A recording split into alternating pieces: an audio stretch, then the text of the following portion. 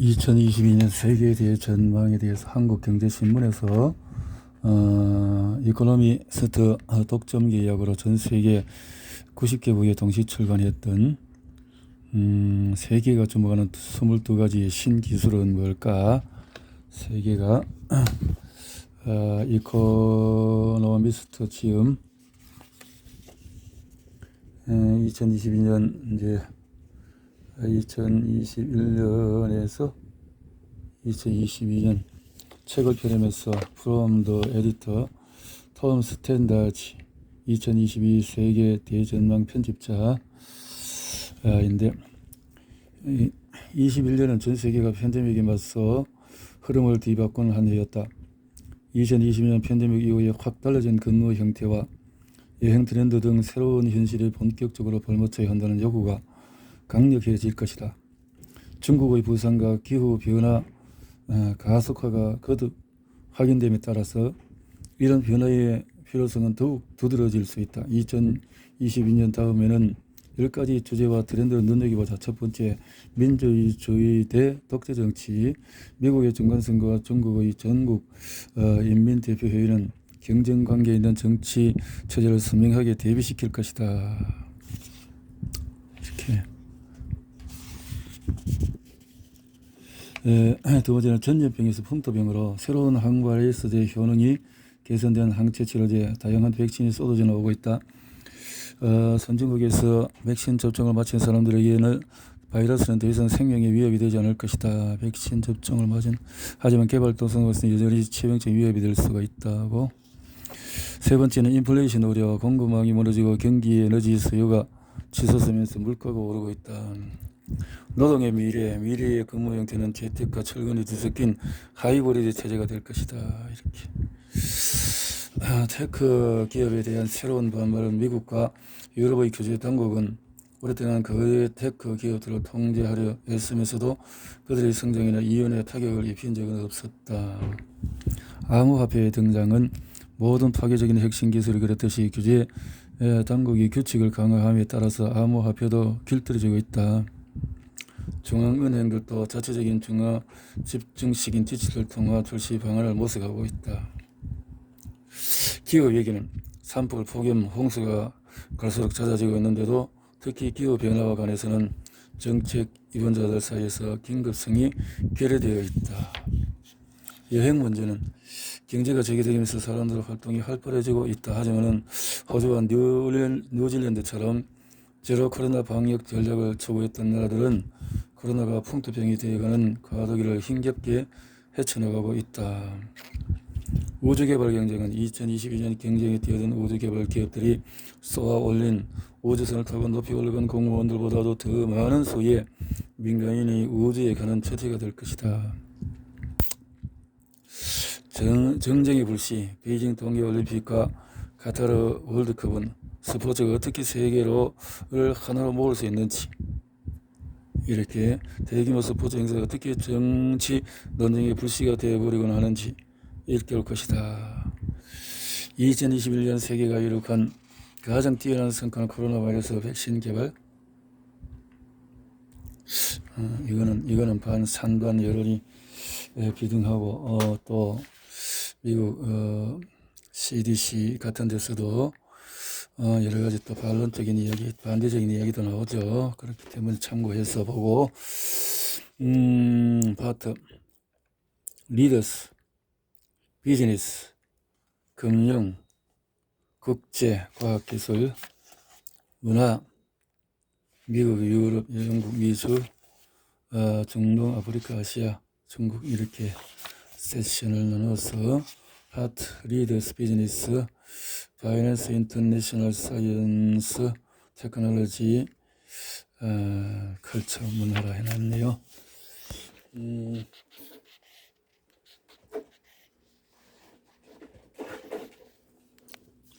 많이 겨도와 혼란이라. 리더스.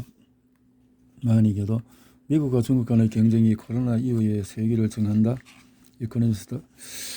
필로폰네소스 전쟁을 다룬 고전은 투키디데스는 아테네의 세력이 부상해서 스파르타가 공포로 스며든 결과로 충돌이 났다 결론 지었다.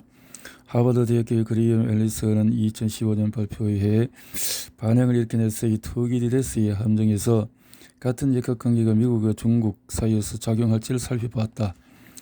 앨리슨 교수는 도전자 때문에 기존 강대국의 입지가 흔들린 16개의 역사적인 사건을 발견했다. 그 중에서 12건의 경우에 변화는 결국 전쟁을 불렀다. 그는 오늘날 반드시 같은 일이 반복되지는 않겠지만 함정에서 벗어나려면 엄청난 노력이 필요하다고 글을 맺었다. 워싱턴과 베이징은 앨리슨 교수의 분석을 자세히 연구했다. 그런데 지난 5년 동안의 세계 초대형 강대국과 아시아 도전자 사이의 관계는 역사에 기울인 사람이 거의 없다고 할 만큼 악화했다. 시진핑 지하에서 중국은 해외에서 더욱 공격적으로 주장을 펼치고 국내에서는 더욱 독재적으로 변했다.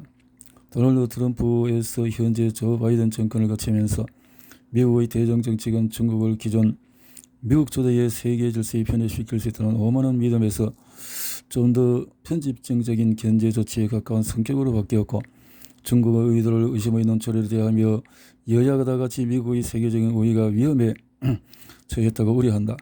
이렇게 적대감이 높아지는 사이에 관세 전쟁에서 대만을 둘러싼 긴장 고조에 이르기까지 수많은 대가를 치렀다. 이로 인해서 코로나19와 기후변화에 대한 세계의 대응이 약해졌다. 불행히 지금도 안 좋아 보이지만 상황은 확실히 더 나빠질 수가 있다. 팬데믹에서 벗어나는 세계의 미래는 적대적인 경쟁에 따라서 정해질 것이다. 양측은 단순히 서로 힘을 겨루는 것이 아니라 자기 정부 시스템의 우월성을 보여주기 위해서 노력함에 따라서 실존적인 경쟁을 벌이고 있다. 이미 바이든 대통령은 서방 민주주의 국가들이 독재 정부와 급변하는 21세기에 어느 체제가 더 잘 작동하는지 시합을 벌이고 있다는 식으로 표현했다. 시진핑의 관점에서 프레임은 비슷하고 증거는 이미 너무 분명하다. 그 집단적인 국가 통제가 기능을 성실한 서구 민주주의보다 분명히 우월하다고 그도 힘줘 말한다. 중국 관리들은 동양이 부상하고 서양은 쇠퇴하고 있다고 즐겨 이야기한다. 2020년 세계 무대의 사건들은 이런 시각을 강화할 것이다.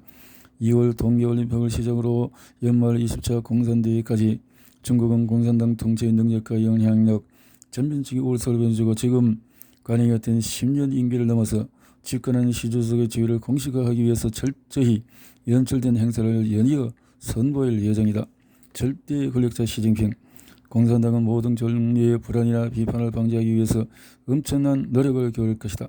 예를 들어서 성가신 민주주의 국군과 시민들이 중국이 신장에 설치한 재교육 캠프에 늘려서 올림픽에서 난처하게 시위를 벌일 위험은 외국인 관중 참석을 전면 금지할 만큼 엄격한 코로나 바이러스 법을 도입함으로써 해결했다.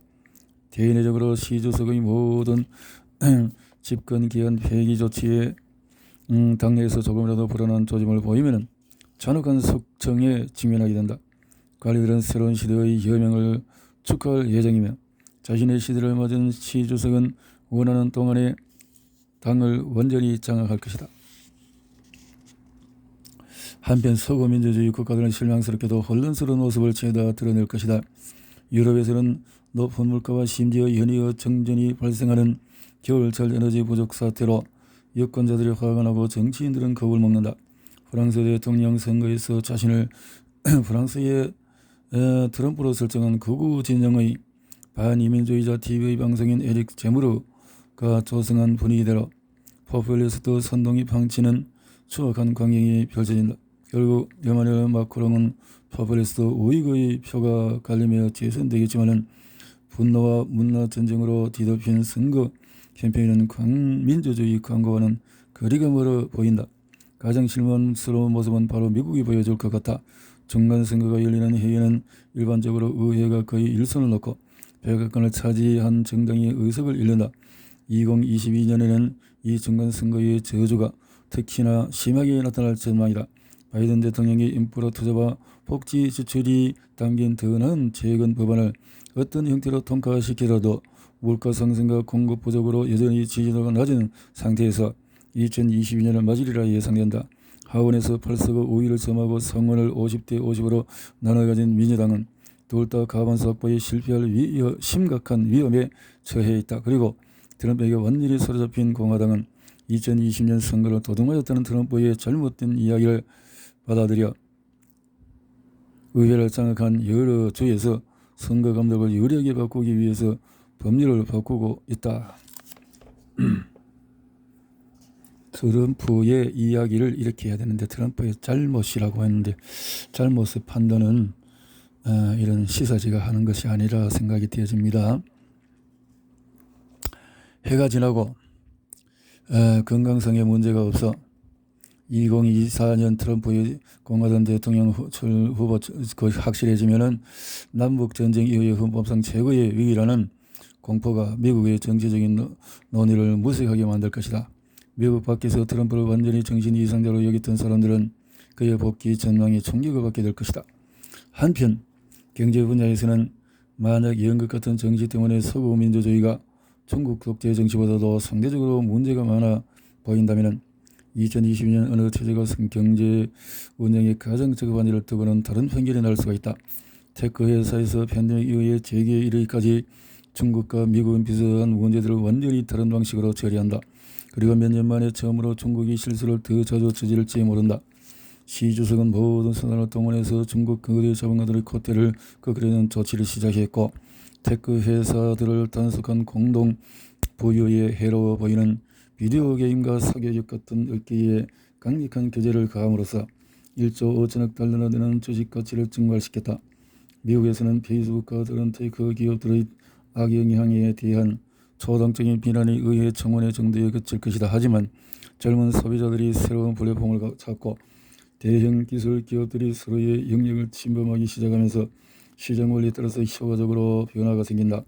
미국과 나머지 서구 국가들은 위드 코로나로 사고 방식을 바꿀 예정이다. 코로나는 사라지지 않고 풍토병으로 남는다. 부스샷이 일상이 되고 나머지 행제안이 완화되며 락다운은 과거의 일로 된다.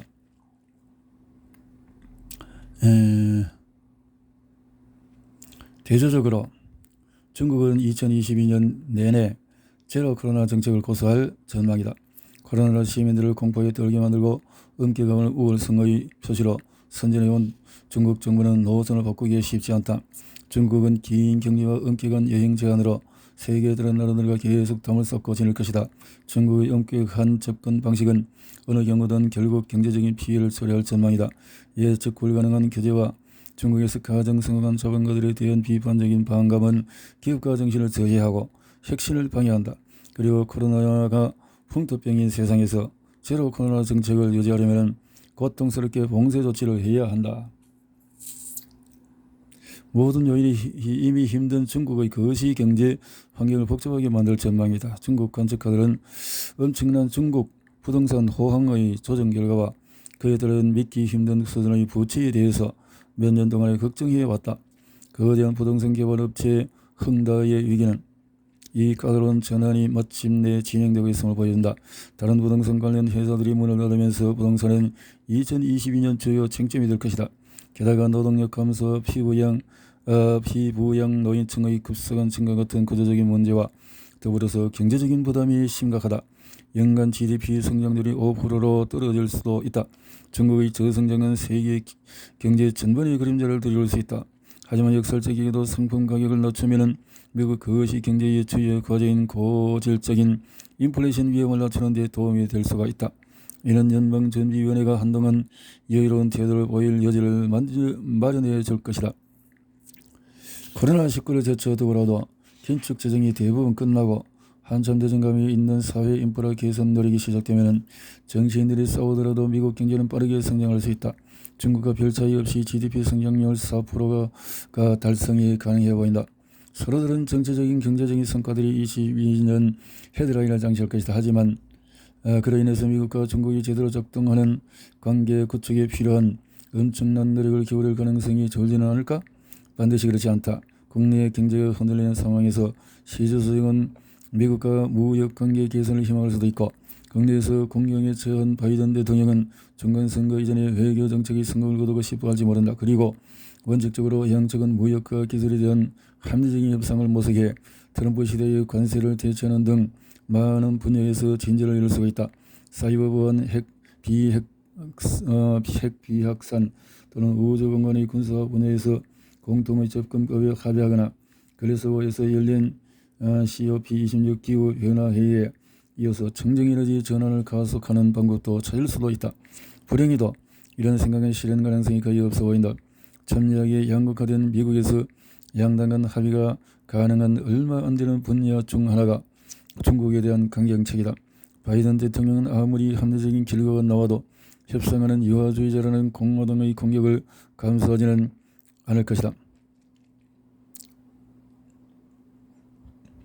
그리고 바이든 대통령을 실패한 민주주의의 과도기적인 인물로 보는 중국은 국내 경제의 약점에서 시선을 돌리기 위해 민족주의적인 선전을 확대할 가능성이 더욱 크다. 좋은 소식으로는 2020년 군사적 충돌의 가능성이 거의 없어 보인다는 것이다. 중국은 전당대회를 앞두고 최우선으로 안정을 유지해야 하므로 대만 주변이나 남중국의 어디서는 모험적이나 과도적인 무력 시위를 벌이지 않을 전망이다. 나쁜 소식은 투키디데스 함정은 사라지지 않는다는 사실이다. 투키디데스 현실 파악은 공급 부족과 여기까지만 딱 일단 탁탁 보고